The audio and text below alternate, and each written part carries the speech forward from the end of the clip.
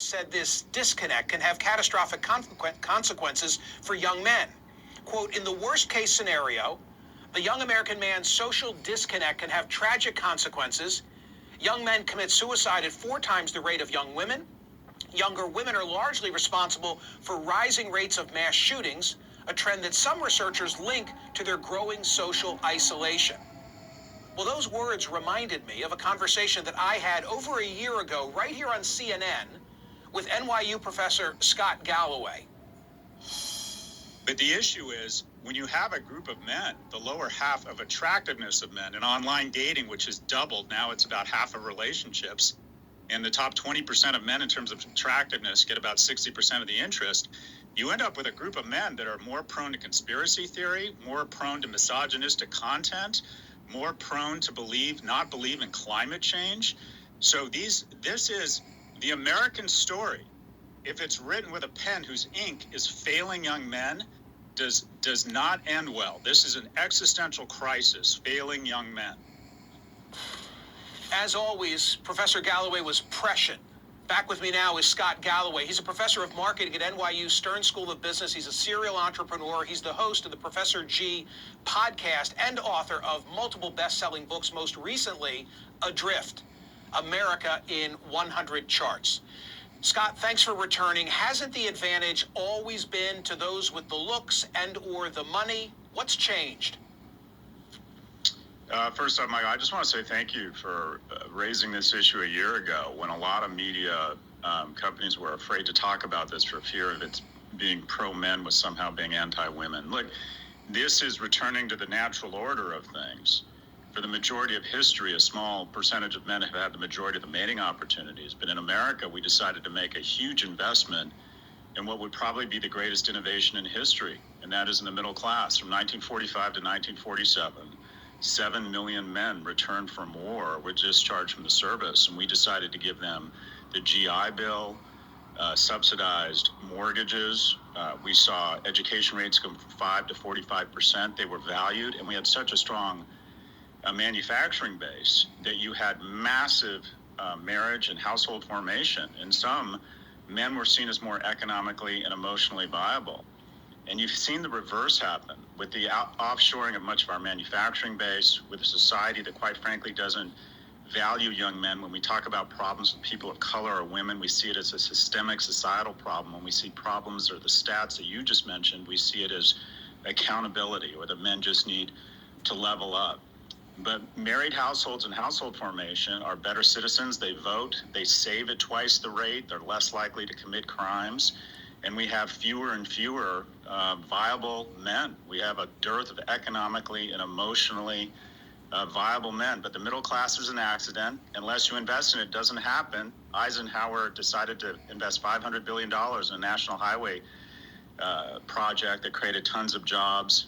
We have, and by the way, the tax rate back then was 91%. We raised money and we redistributed in social programs that made young people more economically viable. And then, Scott, you toss in the influence of social media and how relationships today, they don't come from, in our era, happenstance and mingling, right? They come from swiping, and that further accelerates this issue. Am I right? Oh, it's been the chaser to it. I mean, to have an honest conversation about this, we have to be honest, and that is that men and women have different mating criteria. One quarter of men saying economic viability is a key criteria to mate. 3/4 of women say that is important. And when you're on a two-dimensional format, where now it's 1 and 2 relationships begin online, it used to be 1 and 4 just a few years ago, it gets distilled down to a small number of criteria. Specifically for men, it's does she look attractive, and specifically for men, is he able to signal his ability to garner resources in the future?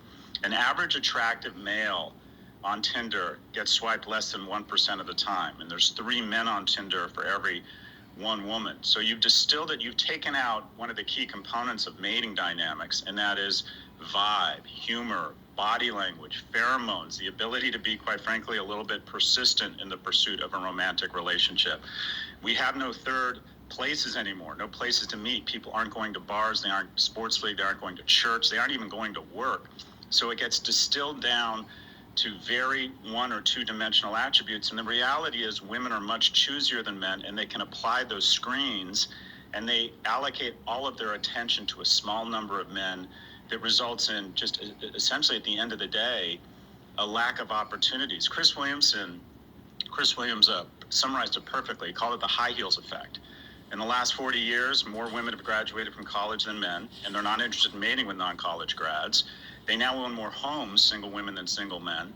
So what you have is women say they won't date anyone shorter than them, 50% of them. Effectively, what you have metaphorically over the last 40 years is women have been getting taller and taller, and men have been getting shorter and shorter.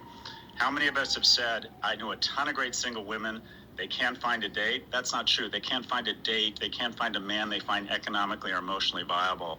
If we don't make a massive investment in young people and make more economically and emotionally viable men, we're going to see a lack of household formation. We're going to see a decline in the middle class.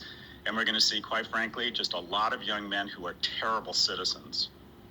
So is the answer to fix this economically, and who will champion this conversation? You felt obliged to compliment me at the outset because we had engaged on this a year ago, and here I am revisiting it. And I read into that the fact that you think that it's politically incorrect even to have this dialogue. When you're seen as advocating for men because of the 300,000-year head start we've had, it seems somehow as anti-female. There's a lot of very unfortunate misogyny online that is masquerading as being pro-men. A lot of TikTok celebrities who talk about advocating for men, it's just thinly veiled misogyny. What do we need? We need more freshman seats in colleges. We need a massive investment in vocational training. We need to figure out a way to get more permitting for housing so young people can afford housing. We need to recognize our economic policies literally allocate wealth from young people to old people. The percentage of wealth that young people control under the age of 40 has been cut from 12% to 6%. These are concerted, deliberate decisions. We did away with the child tax credit. We don't want to make it any easier for people to have kids.